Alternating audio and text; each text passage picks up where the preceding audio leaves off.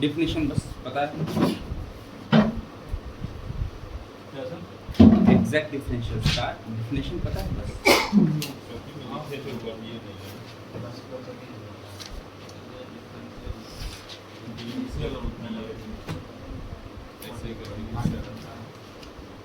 नहीं, ये तो इन माय टर्म्स जो हम समझा थे वो था, इन मैथमेटिकल टर्म्स।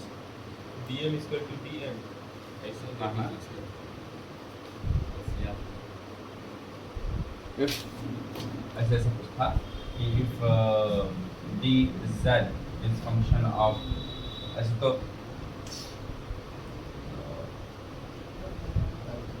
जेड और एक्स और वाई का फंक्शन है, तो कुछ था कि इसका जो कुछ सॉल्यूशन आता है एंड देन फाइनल आता है कि d z can be represented in terms of m into d x plus n into d Y,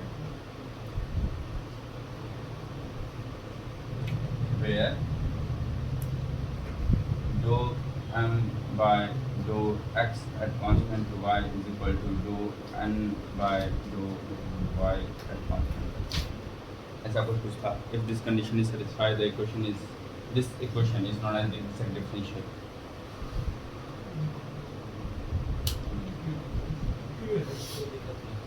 दो तीन स्टेप्स और बेस में इसमें सब स्किप कर गए हैं। बेसिक्स हम लोग के यूज़ के लिए इतना ही है, इसलिए इतना ही लिखते हैं। तो बेसिक मैथ क्लियर करके इतना बस दो तीन लाइन। एग्जैक्ट डिफरेंशियल हाँ, ऊपर में लिखना है exact differential if z is function of x and y। इसी के नीचे लिख देते हैं डी z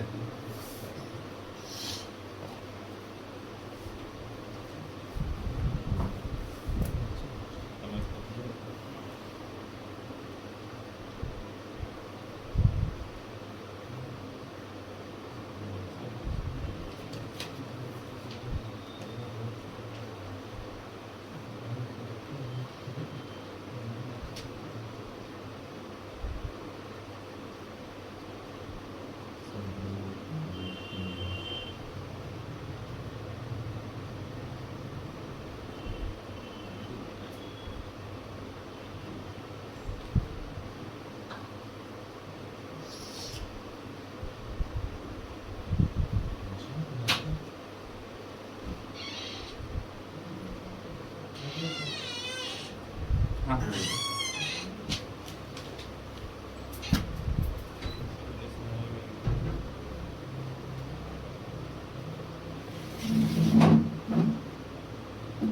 ओके। ना इसका हम लोग कुछ देर में यूज़ करेंगे, बट अभी के लिए इसको रहने देते हैं। और आई वुड रिक्वेस्ट कि एग्जैक्ट डिफरेंशियल से एक बार जाकर देख लेना, ठीक है। मैथमेटिक्स के बुक में एग्जैक्ट डिफरेंशियल कैसे डिफाइन किया है, उसका क्या क्या कंडीशन है, नहीं एक बार जाकर देख लेना, ठीक।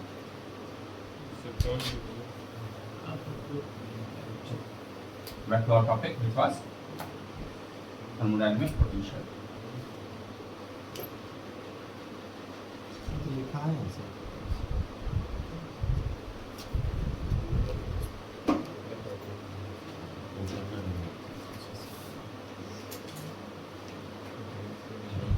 तो कल इसी के बारे में बात कर रहे थे, लास्ट टॉपिक यही चल रहा था, है ना। और पोटेंशियल मतलब क्या होता है? Potential is something which gives us information about how much capable anything is। किसी चीज़ की बात हो, क्या कितना कैपेबल है, कैपेबल बोलो या उसके पास नेट अमाउंट ऑफ एनर्जी की अगर बात करें कितनी होगी, दैट इज मोर और लेस इट्स पोटेंशियल। तो इन थर्मोडायनेमिक्स द पोटेंशियल और the energies is defined in different terms. तो पोटेंशियल थर्मोडायनेमिक्स में हम लोग पोटेंशियल वर्ड यूज़ करते हैं, it is mainly associated with the energy. तो थर्मोडायनेमिक्स में कौन कौन सी एनर्जी हम लोग पढ़ते हैं? तो मेनली दो तीन एनर्जी है जिससे हम लोग बताते हैं कोई भी सिस्टम का कितना क्षमता। नाउ व्हेन आई से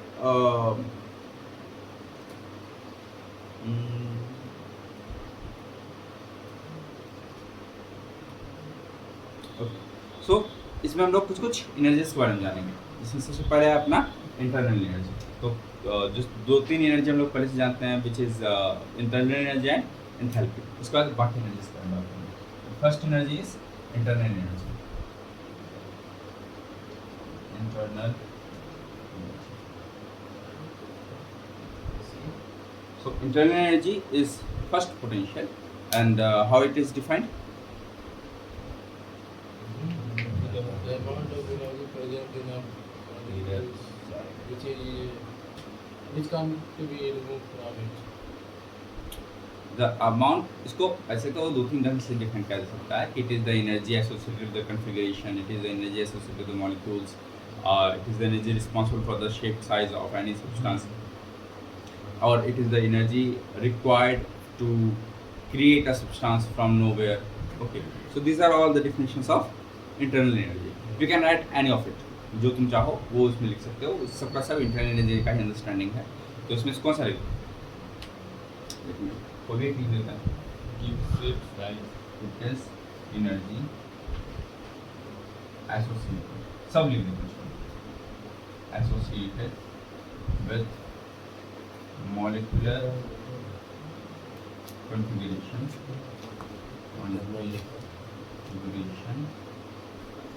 and is responsible.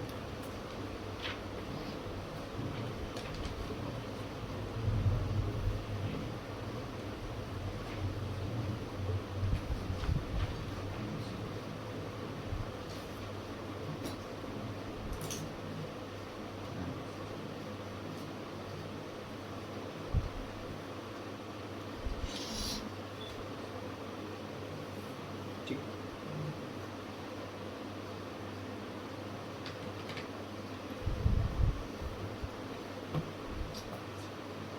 Sir confusion बन है ना कल परसों. पहले जी कर रहे In general, अरे सुबह कल कल ही हुई थी.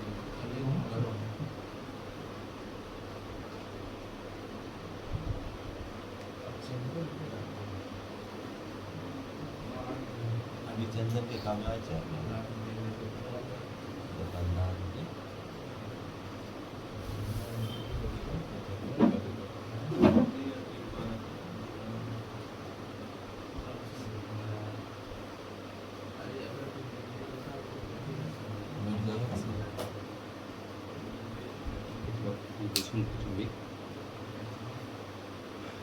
so आज के क्लास में ना मोस्टली लोग मैथमेटिकल टर्म्स में ही लिखेंगे. It's not like class.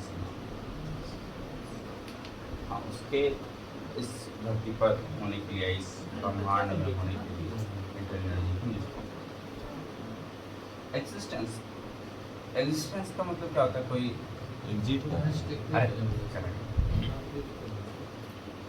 Existence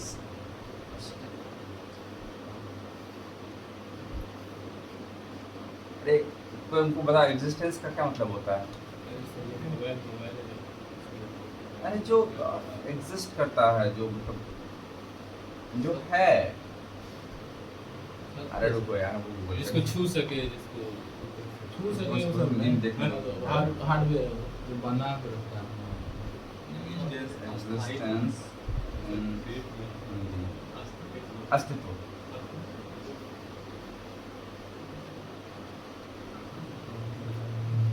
okay, सो हम यहाँ पे लिखे हैं इन जनरल. बाकी एक तो डिफिनेशन लिख दे, फिर नीचे में लिखा है in general internal energy is function of entropy and volume.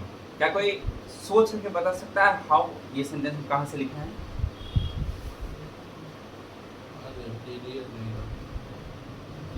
कहाँ से?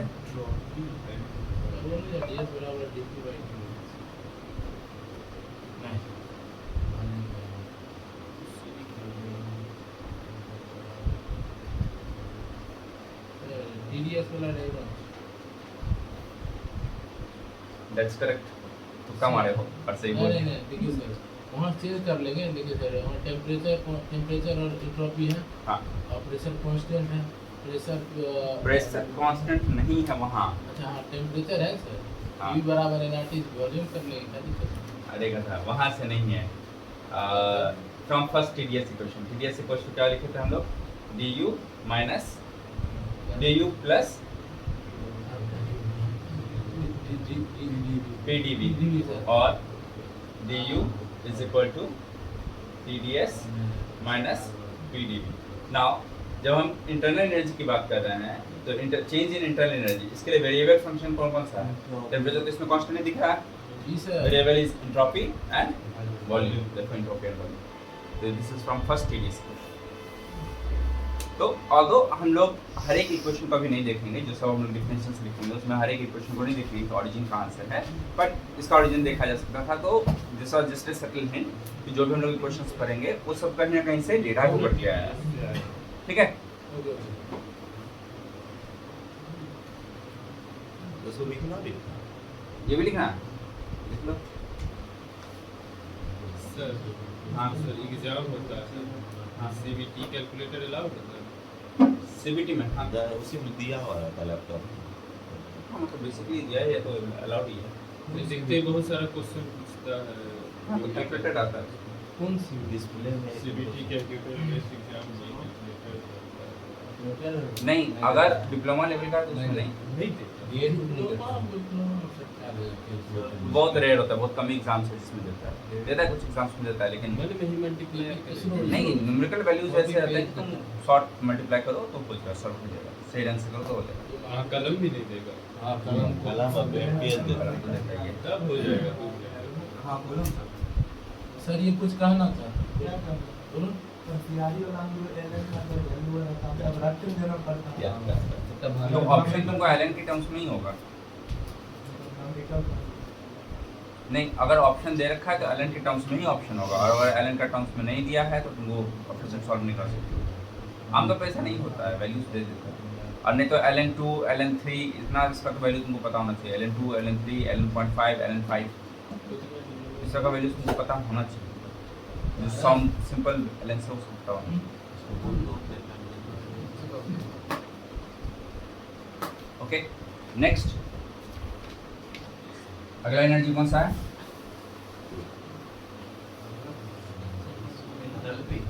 Enthalpy.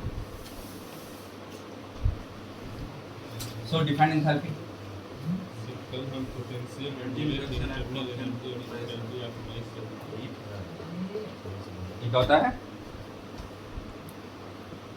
It is defined as the H equals to क्या? Energy interaction at constant pressure. ठीक है, for close system it is the energy interaction at the constant pressure. और in general U plus P D U plus P भी हो जाता है। Yes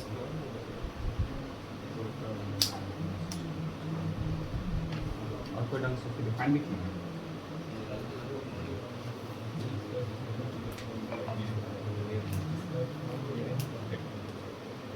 इसी को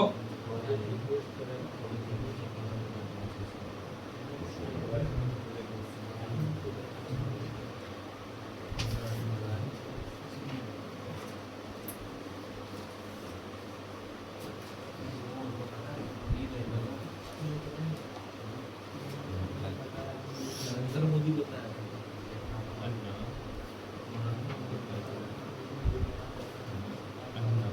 मास्टर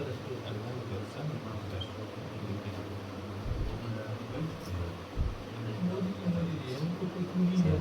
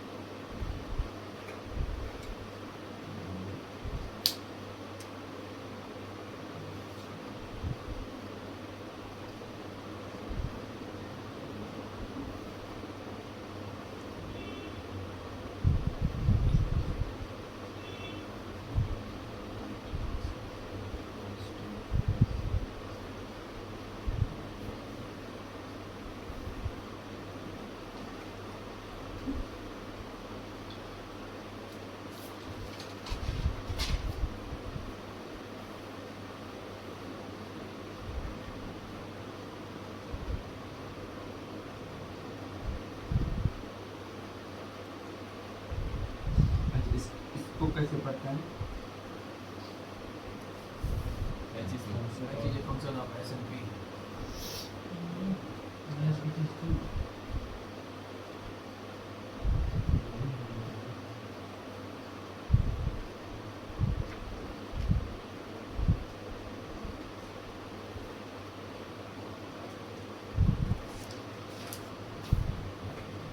ठीक है, तो these are two special types of energy या potential जो हम लोग पहले पढ़े हैं, which is only associated with subject thermodynamics. ये आमतौर किसी सब्जेक्ट में एसोसिएटेड नहीं होता है. हाँ, इनका कॉन्सेप्ट्स वेरी एसोसिएटेड हो, but as such in words these are not used in other subject, in other language. In only thermodynamic language इसको यूज किया जाता है. ठीक है, ओके फाइन. तो इसके अलावा we have two more types of thermodynamic energy या thermodynamic potential which are also known as the free energies. ठीक है, which is first one is Helmholtz free energy and second one is Gibbs free energy. S function S S is in so S का function formula second TDS equation.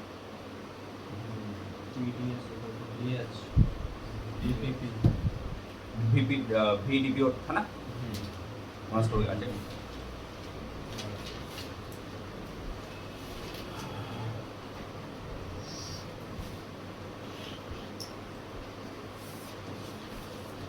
ठीक है, लिख दो, वो भी लिख दे. हालांकि आगे लिखना ही है, तो लिखना जब लिख दो TDS इज इक्वल टू क्या होता है DH माइनस DT माइनस होगा प्लस माइनस होगा. ठीक है, तो DH is equal to TDS plus entropy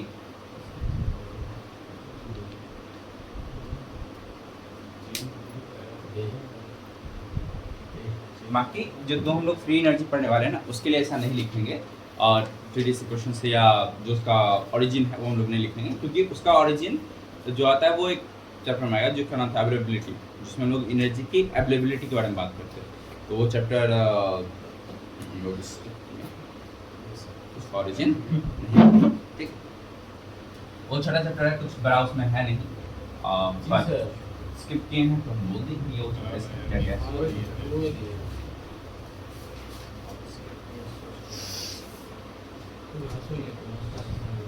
ना इसमें एक सब हेडिंग दे दो. ठीक है, क्योंकि टोटल 4 थर्मोडायनामिक पोटेंशियल की बात करते हैं.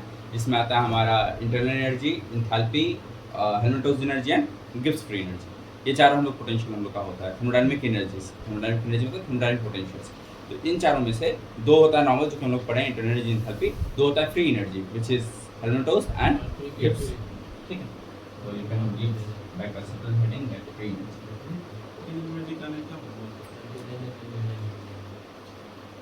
बताते हैं, लिखो.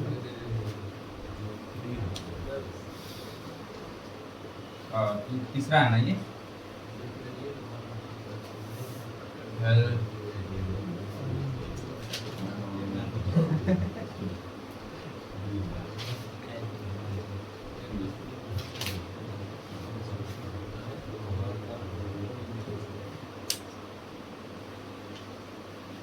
So what is this? इसको अगर वर्ड्स में डिफाइन करें तो this is the energy associated with a close system, और you can say the maximum obtainable work from useful work from a close system is known as the Helmholtz free energy.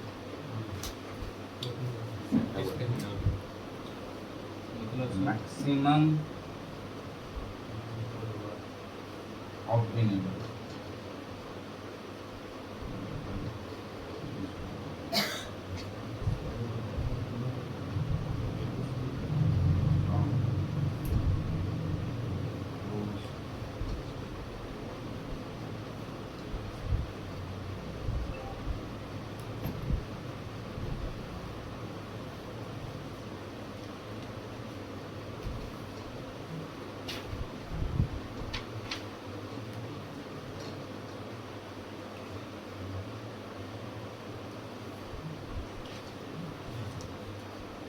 इसका formula आ गया.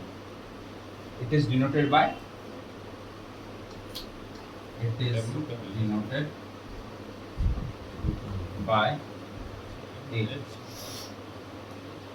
and A is equal to U minus TS.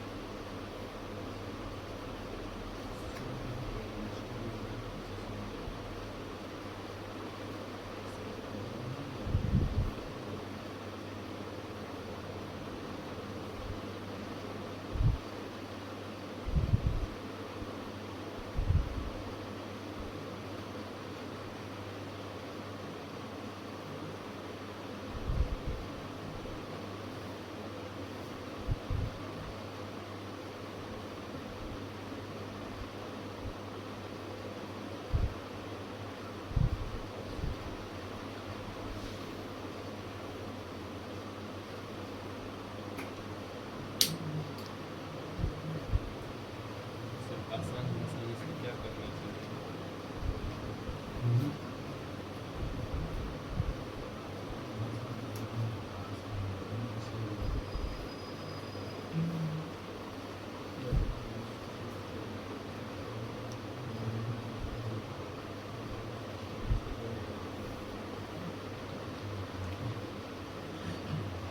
ना अभी भी हम बोले कि this is जैसा कि हम लिखे भी हैं कि it is maximum obtainable useful work from a close system. Now what do you mean by maximum obtainable work? किसी सिस्टम कितना सबसे ज़्यादा वर्क दे सकते मतलब सिस्टम कितना तुमको वर्क प्रोवाइड करके दे सकता है, पर क्या जितना वो कर सकता है हर बार वो उतना करता है ना, उसका कुछ परसेंटेज करता है. तो फ्री एनर्जी का मतलब है यहाँ पे कि उतना एनर्जी तुम्हारे पास में फ्री में अवेलेबल है, तुम उसको यूज कर सकते हो पर तुम कर नहीं पाते हो. फॉर एग्जाम्पल फ्रॉम जो चैप्टर है उसी चैप्टर का ही एक रेफरेंस लेके बोलते हैं, समझ भी जाओगे. लेटेस्ट से हम लोग जानते हैं ना कि एफिशिएंसी ऑफ एनी इंजन कितना होता है? 1 minus TL by TH. 1 minus TL by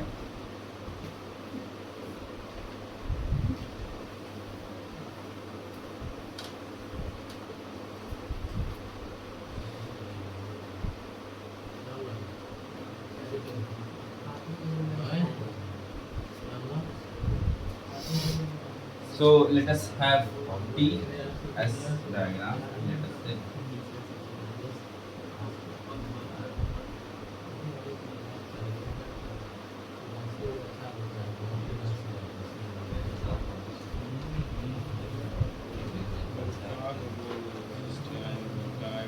okay.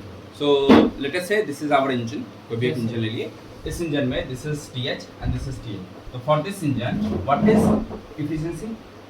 It is 1 minus TL minus TH. TL by TH. Is a Now this 1 minus TL by TH ये कौन सा एनर्जी है?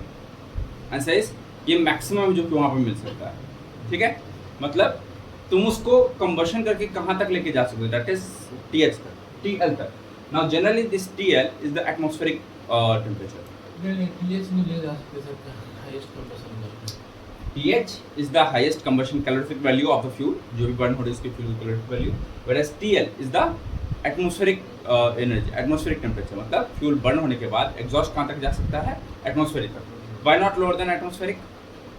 सिंक का यही होता है कितना डाले उसका नहीं, sink atmosphere will act as a sink, that is correct, but why not lower than the sink temperature?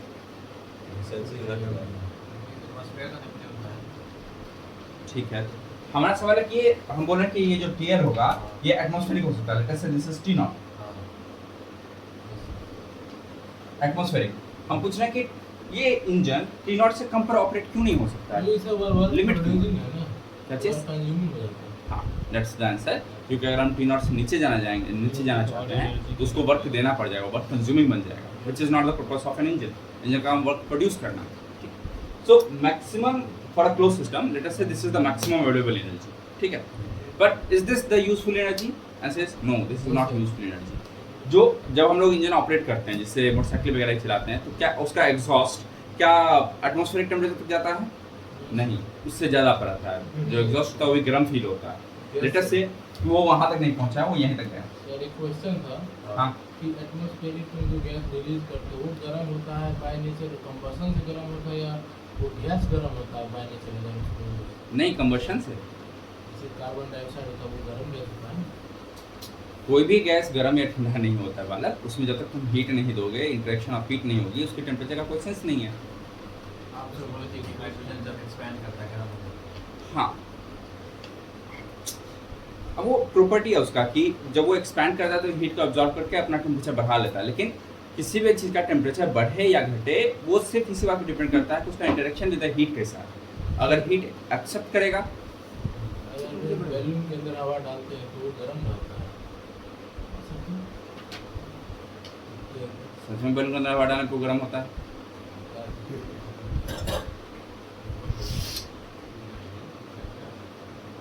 हम ठंडा देख रहे हैं, ठंडा ना ये गर्म बता रहा है, हमको सोचना पड़ गया एक बार बैलून फुलाना ही पड़ जाएगा क्या? सब देख लो। खुला के देख लेना। हम तो ठंडा ऑब्जर्व किए, तुम गर्म से हमने। खैर वापस आओ। अरे हो गया, बस बस यहाँ देखो। ओके, सो लेट अस से जो हम लोग का इंजन ऑपरेट हुआ वो यहाँ तक ऑपरेट नहीं हुआ, वो ये बस यहाँ तक ऑपरेट हुआ। लेट अस से T1 तक, ठीक है? तो is T1 the maximum obtainable energy? क्या T1 मैक्सिमम ऑब्टेनेबल एनर्जी है?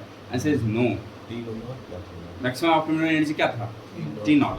तो व्हाट इज दिस एनर्जी?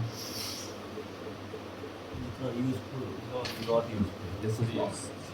तो हेल्महोल्ट्ज़ फ्री एनर्जी बोलता है कि this is your useful energy and this is total energy, ठीक है? तो हेल्महोल्ट्ज़ एनर्जी क्लोज सिस्टम में मैक्सिमम यूजफुल ऑप्टिमल एनर्जी जो होता है उसको बोलते हैं हेल्महोल्ट्ज़ फ्री एनर्जी। मतलब सिस्टम ऑपरेट करने के लिए इतनी ही एनर्जी तुम्हारे पास फ्री है, बाकी जो एनर्जी की तुम बात कर रहे हो, जो कि तुम जा सकते हो, वो तुम्हारे पास अवेलेबल नहीं है, वो तुम यूज़ नहीं कर सकते। मतलब इस एनर्जी को तुम यूज़ नहीं कर सकते हो। जो तुम्हारे पास एक्चुअल में अवेलेबल एनर्जी है यूज़फुल, जिसको तुम ऑपरेट कर पाओगे अपने इंजन में, जिस पर तुम काम कर सकते हो, वो बस इतनी ही है। दिस कम्स फ्रॉम द, ये जो नीचे में लॉसेस हो रहा है, this is the physical limitation of our मतलब ऑपरेटिंग कंडीशंस। फॉर एग्जांपल, तुम फ्यूल को जब बर्न करो तो कंप्रेस कर रहे हो ना, कंप्रेस करके टेम्परेचर को हाई लेके जा रहे हो, but again compressibility is energy loss. Combustion energy loss, combustion हुआ, फ्रिक्शन हुआ, एनर्जी लॉस। जब फ्रिक्शन होने के बाद कंबशन के बाद टेम्परेचर बढ़ गया, now this increased temperature from the atmospheric temperature is again energy loss. तो बाकी सारे लॉसेस को कंपनसेट कौन करेगा? तो उन सारे लॉसेस को अगर कंसिडर करें तो फिर तुम्हारा जो इंजन है क्या वो उतना इफिशिएंटली ऑपरेट करेगा? नो। उसके लिए कितना एनर्जी अवेलेबल है? Answer is very less. तो जो उसके लिए अवेलेबल है उसी को हम लोग फ्री एनर्जी का नाम दे रहे हैं कि एक्चुअली में for a close system the whole energy is not available, the only useful available energy जो होता है उसको हेल्महोल्ट्ज़ एनर्जी का नाम देते हैं। So this is overall energy, मतलब maximum energy, and this is Helmholtz energy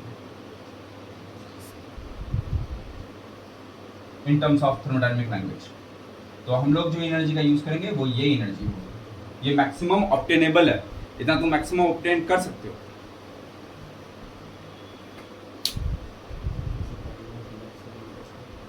ना ये भी पूरी ऑब्टेन नहीं होती है, एफिशिएंसी अगेन 100% नहीं हो सकती। तो जो कार्नोट के पास सबसे ज़्यादा ये एनर्जी है, कितना होता है? मैक्सिमम। हाँ, मैक्सिमम होता है, पर वो मैक्सिमम भी 100 के पास नहीं होता, आसपास में नहीं होता। वो टेम्परेचर पर डिपेंड करेगा।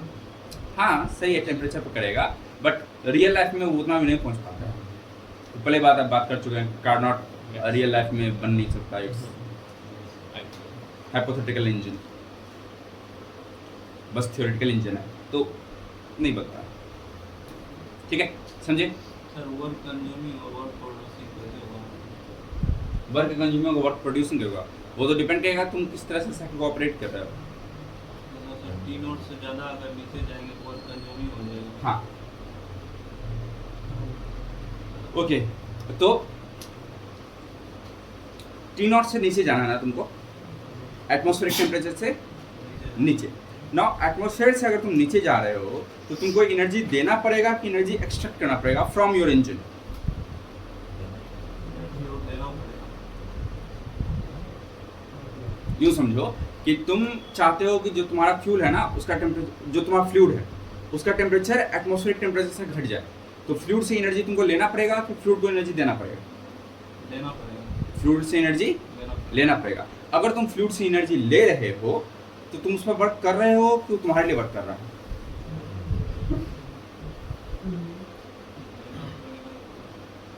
फ्रिज का एग्जांपल ले लो। फ्रिज में टेम्परेचर हम लोग एटमॉस्फेरिक टेम्परेचर से लो लेके जाते हैं, तो फ्रिज पर तुम वर्क करते हो कि फ्रिज तुम्हारे लिए वर्क करता है? फ्रिज पर तुम वर्क करते हो, इलेक्ट्रिसिटी प्रोवाइड करते हो ना? फ्रिज मेरे लिए वर्क करता है ना भैया, फ्रिज तुम्हारे लिए कोई काम नहीं करता। वर्क वर्क फ्रिज में वर्क करना पड़ता है, इलेक्ट्रिसिटी तुम देते हो, फिर इलेक्ट्रिसिटी उसको कंप्रेस करता है, देन फलाना ढिकाना उसको मैकेनिकल एनर्जी में कन्वर्ट करके फिर उसके बाद टेम्परेचर को लो करता है। जिसमें तुम वर्क कर रहे हो ना, खर्चा तुम उठा रहे हो ना, तो इसमें वर्क तुम्हारे तरफ से है, वो वर्क नहीं करता तुम्हारा। अब इंजन में से वो टी नोट तक अपने आप वो हाँ, टी नॉट तक अपने आप खुद से दे सकता है, टी नॉट तक जाने में कोई दिक्कत नहीं है, वो लिमिट है कि यहीं तक जाएगा। सोर्स और सिंक लिमिट होता है। इस पे भी तो हम लोग सोर्स और सिंक के डेफिनेशन नहीं, source and sink both acts as limiting factor for the efficiency of any engine. देख लो, एफिशिएंसी ऑफ एनी इंजन किस बात पे डिपेंड कर रहा है? सिंक एंड सोर्स, इन्हीं दोनों फैक्टर्स पे डिपेंड कर रहा है ना। अगर तुम इसको ऑपरेट कर पाओ, इन दोनों को अगर तुम ऊपर नीचे कर दो तो एफिशिएंसी बढ़ा सकते हो और घटा सकते हो ना। तो इसके लिए तो लिमिट से ही दोनों है ना। अगर टी नोट तक अपने आप कर सकता है एक लॉस सिंक में, उसके बाद अगर करेंगे वर्क देना पड़ेगा उसको, वर्क कंज्यूमिंग होगा और वर्क प्रोड्यूसिंग होगा। वर्क यहाँ तक तो वर्क प्रोड्यूस कर रहा था ना, इसके नीचे अगर लेके जाओ तो वर्क करने लगेगा, तो इसके नीचे जाते ही नहीं है। कोई भी इंजन इसके नीचे ऑपरेट नहीं करता, एटमॉस्फेरिक टेम्परेचर से हाई पे ऑपरेट। हीटर क्या क्या होता है हीटर? कंज्यूम करता है भैया वर्क, बस फॉर्म चेंज करता है, वर्क लेता है, हीट देता है तुमको। हाँ जैसे फ्रीज में इलेक्ट्रिसिटी देते हैं इसको। हाँ, तो वही है ना कि फ्री एनर्जी समझ ना आया, मतलब एक्चुअली कहना क्या है, जैसे अवेलेबल जितना एनर्जी है तो पूरा अवेलेबल एनर्जी को कंप्लीटली यूज नहीं कर सकते, उसका कुछ एनर्जी वेस्ट हो जाता है, यही फ्री एनर्जी नहीं, वेस्ट होने के बाद जो एनर्जी तुम यूज कर पा रहे हो ना वो तुम्हारे लिए अवेलेबल है, तुम उसको आराम से यूज कर सकते हो। अच्छा, जो मतलब मुझे वर्क प्रोड्यूस करके दे रहा है उसकी एनर्जी बात है। हाँ देखो, वर्ड फ्री एनर्जी ना रिवर्स डायरेक्शन में सोचो, ठीक है?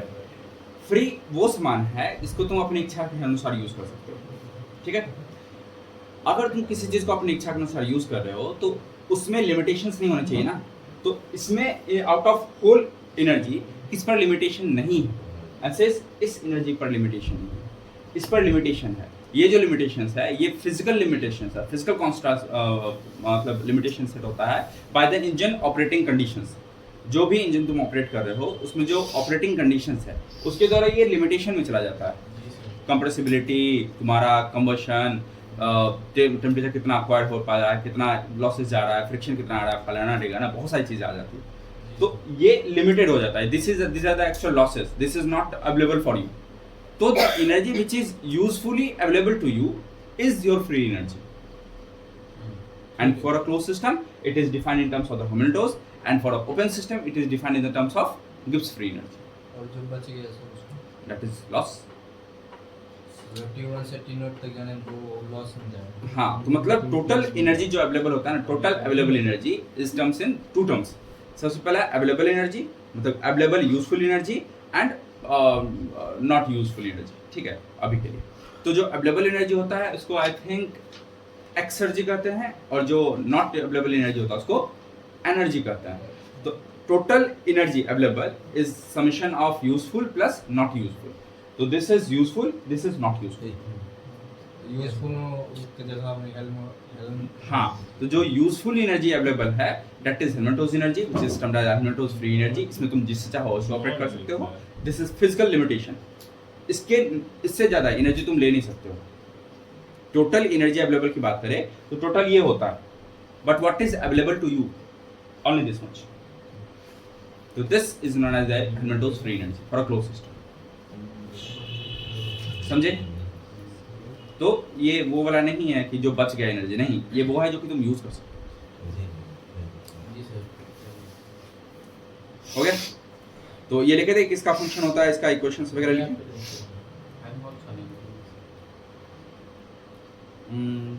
तो इसका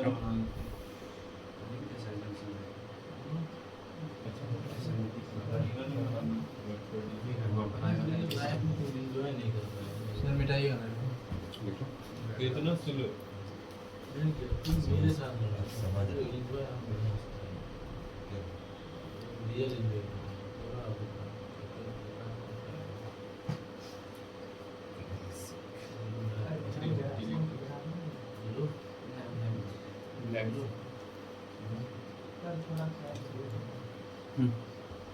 बड़ा बढ़िया हम बैठे जाते हैं।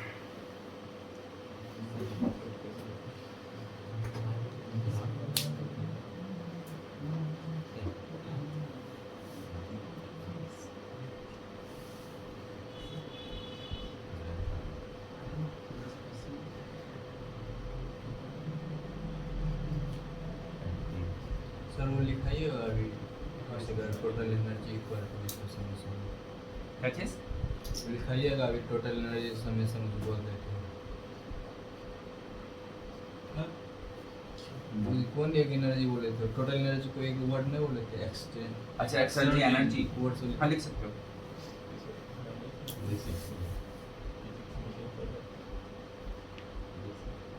हम नहीं पढ़े।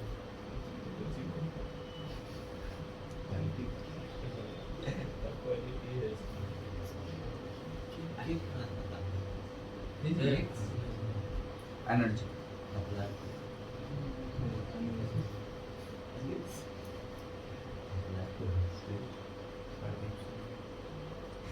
जो एनर्जी हम यूज कर पाते हैं उसको एनर्जी कहते हैं। कभी सब मिल रहा है जो एनर्जी यूजफुल होता है उसको एनर्जी अप्लाइड केमिस्ट्री पढ़ाते थे प्रदीप से। उसको एक्सर्जी कहते हैं। टोटल एनर्जी टोटल एनर्जी दो भाग में बढ़ता है, एक्सर्जी और एनर्जी। इसमें energy is not useful energy, exergy is the useful energy. EXERG sir आप बोले थे इन स्टेडी स्टेट में जो सिस्टम होता है वो क्लोज सिस्टम की तरह है। हाँ। तो फिर सर हम लोग गिब्स एनर्जी क्यों पढ़ रहे हैं ओपन सिस्टम के लिए? और वो जरूरी है जो ऑपरेशन स्टेडी स्टेट हो at the initial and at the last the energy is not in steady state ना। ये नहीं समझ sir. For example you want a PFR to have a conversion, ठीक है। Now in PFR maximum conversion कहाँ होता है? At initial point at the inlet, yes मतलब इन द स्टार्टिंग जोन। तो स्टार्टिंग जोन में क्या सब कुछ स्टेडी स्टेट पे रहता है? नहीं ना। तो कितना अवेलेबल एनर्जी वहाँ पे? That should be studied differently ना। Therefore gives। तो प्रोसेस के स्टार्टिंग में जरूरी नहीं कि स्टेडी स्टेट तुम अटेंड कर ही लो। अगर नहीं हुआ है तो उस वक्त कितना एनर्जी तुम अटेंड कर सकते हो। वहाँ पर तो सर गिव्स फ्री एनर्जी जो होगा वो नहीं होगा। बात करते हैं वहाँ पे आता है ना रिएक्शंस, जब मैकेनिज्म में पढ़ते हैं तो वहाँ पे गिव्स फ्री एनर्जी की बात करते हैं ना। इसीलिए क्योंकि रिएक्शन मैकेनिज्म जब होता है तो वहाँ पे स्टार्टिंग में कैसा रिएक्शन है, रेट कॉन्स्टेंट्स क्या है, क्योंकि जैसे जैसे स्टेडी स्टेट तरफ जाएगा प्रोसेस इक्विलिब्रियम की तरफ रीच करने लगेगा। तो that is not our aim. हम लोग का एम है कि उससे पहले कितना कन्वर्जन निकाल सकता है। तो दिस सेट्स द लिमिटेशन ना कि कन्वर्जन कितना हो सकता है। 100% कन्वर्जन इज थ्योरेटिकल, हाँ भैया ठीक है, थ्योरेटिकल तुम उतना नहीं कर सकते हो, बट 100% में भी फिर लिमिटेशन हो जाता है, फिजिकल लिमिटेशंस एंड ऑल। तो उसके बारे में बात फिर यहीं से होगा कि free energy and all. Yes हाँ भाई। आज विनियर भी नहीं आया। क्या?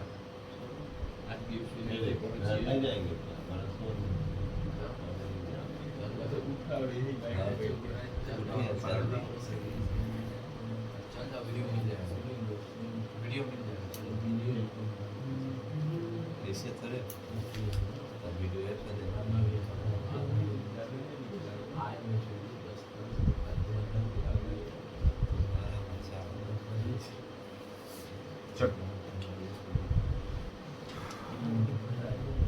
इसमें लिखने के लिए बस इतना लिख सकते हो, total energy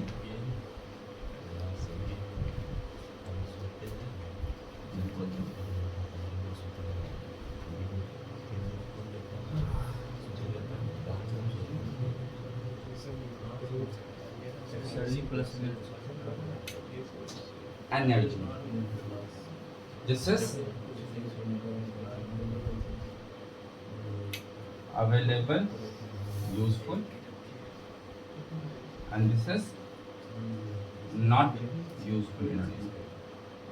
not useful which means कि सर वो लॉसेस में जाएगा कांस्टेंट। हाँ, मतलब ये एनर्जी उसको तो हम है रोक नहीं सकते, वो पर इसको जाएगा। तुम कुछ नहीं कर सकते हो, ये वो तुम्हारे लिए यूजफुल नहीं है। सही है। एक्सर्जी को लिख सकते हैं Helmholtz. For closed system, exergy is Helmholtz free energy, and for open system, exergy is Gibbs free energy. क्या? एनर्जी का स्पेलिंग सही वो एनर्जी लिखा हुआ ही नहीं है, एनर्जी एक्सर्जी वो एक्सर्जी लिखा हुआ है। एक्स लिखा ही नहीं। एक्स नहीं है उसके बाद सर उसके बाद वाला इधर के बात कर एन एनर्जी लिखा, एनर्जी लिखा हुआ है, which is not useful. तो total energy exergy plus energy होता है।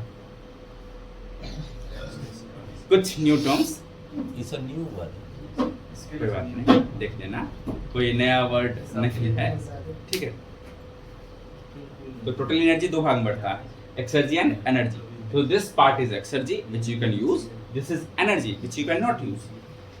उतना देर से एनर्जी को नहीं बोल रहे हैं। क्या? उतना देर से नहीं बोल रहे थे एक्सर्जी एनर्जी ये वाला ऐसे समझ रहे थे। एक्सर्जी अलग है, ठीक है।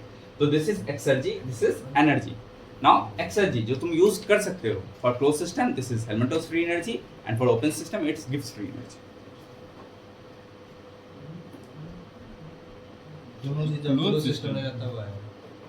अरे for close system exergy is Helmholtz free energy, and for open system exergy is Gibbs free energy. Energy तो क्लोज सिस्टम के लिए अलग डिफाइंड है, ओपन सिस्टम के लिए अलग। लिख लो। इसके बारे में थोड़ा और ढूंढना चाहो तो ढूंढ सकते हो, पढ़ सकते हो, कोई आपत्ति नहीं। फेसबुक